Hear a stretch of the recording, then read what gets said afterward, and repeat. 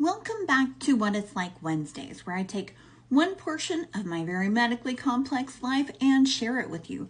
Today, what it's like to get a medical ID. First of all, who can get a medical ID? Anyone can get a medical ID. It does not require a prescription.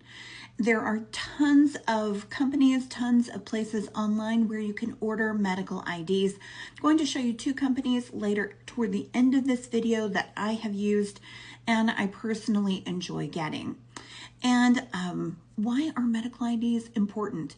Medical IDs are important because it gives medical professionals a quick summary of information that may be important to them, especially if you are incapacitated in some way.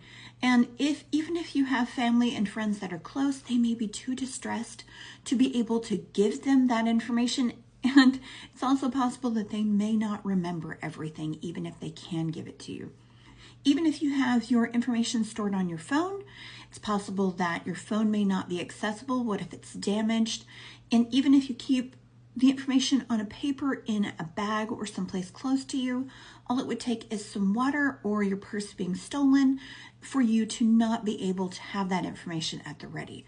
So now of course, this is not a foolproof method, just as easily as something else being taken. This is another way that it just can be taken as well. But having all of those methods, or as many as possible, is a great way to provide medical professionals with as much information as possible. So what are some things you should consider putting on your medical ID? Your name is important. You don't have to put it on there, but I think that it's important, especially if you have a condition that could incapacitate you. For example, epilepsy. I could be in a situation where I could not tell them my name. Even if I become conscious, typically that postictal phase makes it so I could be fuzzy on the details. I've told people that I am literary figures that have been dead for centuries. So it's important to have a name accessible. Also, any allergies, any medical conditions, any medical implants that you have. This is why I'm having to review the information, because I'm going to need a new medical ID once I have the VNS device implanted. It will be affected by magnets and other medical devices. So it's important that they know that that's on there. Also, you could consider having an ICE number in case of emergency. I have two on mine. I have my husband's and my daughter's, just so that they can get in touch with them if anything is important. Also, any special diets. For example, I am on a keto therapy diet, which means if they have to put me on an IV, that it cannot have glucose in it, because I will immediately start having seizures and it's not going to be pretty for anyone.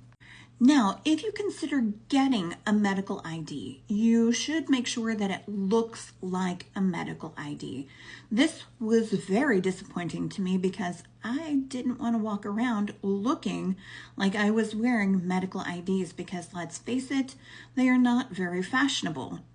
And I felt like I hadn't quite worked through that part of my internalized ableism yet, and I felt like I was just walking around saying, I go to the hospital every time and I'm not as good as everyone else. Now, of course, disabled and chronically ill people are as good as everyone else, but at the moment, I was not at that point in my life. So it's important that it looks like a medical ID, so that if you are in an emergency situation, they can easily find it. And I'm going to show you some that I picked out earlier in my chronically ill journey that were a little bit more difficult to find.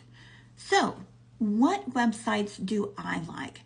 Let me show you the one that I like the least, and then we'll end on the one I like the most. So the first one is called My ID, and it looks like that. And I know it's backwards, but what this one does is it allows you to enter in your information, and it has a QR code on the back.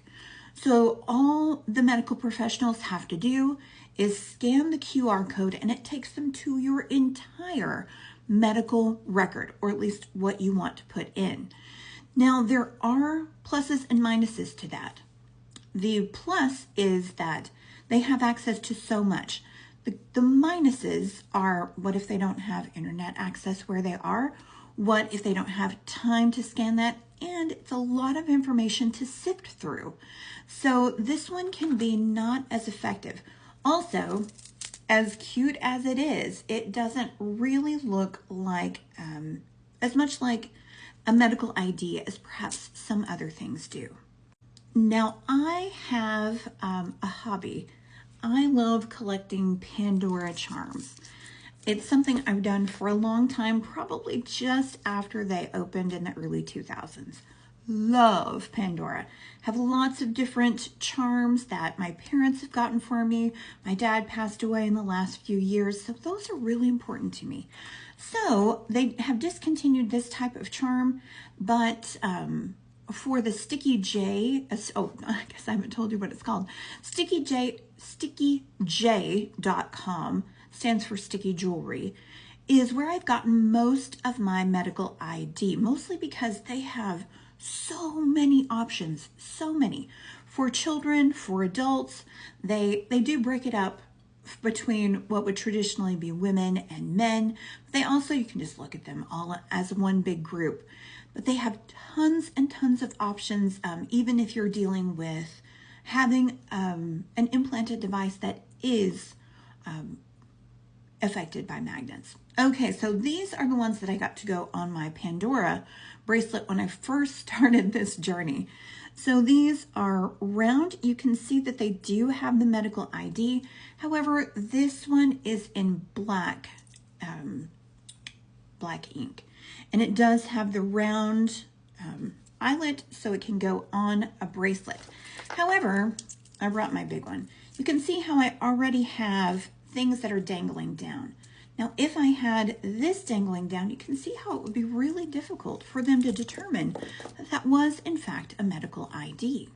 So that's why I say it's really important to make sure your medical ID looks like a medical ID. Now, I did have to get 2 of these because I have a lot of stuff to put on mine. Now, it's important when you're doing this to only put the information that is most important, because again, if you're being taken away in an ambulance or you're in the ER, they just need to know the bare bones, but that was the bare bones. Let's see, on these, I only have 4 rows of text. Every ID will be different. On this one, I have 7 different rows of text, and I think I could have gone one more, but I didn't need it. So now I have like a traditional dog tag kind of ID. Now this one is stainless steel, so it is not impacted by magnets. I have tested it just to make sure that I can still wear it after I have the implant. Now for this one, it is, the text is just in a line. It's easy to read, and it has all of my medical conditions and 2 ICE numbers. I will have to update it because I can't go back and have them add the VNS device, but I will go back to Sticky J because I like their service is fantastic, but also the quality of their products is great. Now, some of the other products that they have the bracelets, both the traditional ones you may have seen people wearing 20, 30, 40 years ago. They also have different necklaces. They have they even have bracelets that have just the plate, and then you can change the bracelet bit out. They have the little sleeves that go on Apple Watches. They have all kinds of things. They have ones that are the silicone, and then you can put a little band on it. Just tons and tons of things. I highly suggest, if you're going to start with one, go check out Sticky J. If you have any questions or you want to comment about your experience with medical IDs, leave them in the comments. I hope you have a great day, and I'll talk with you later.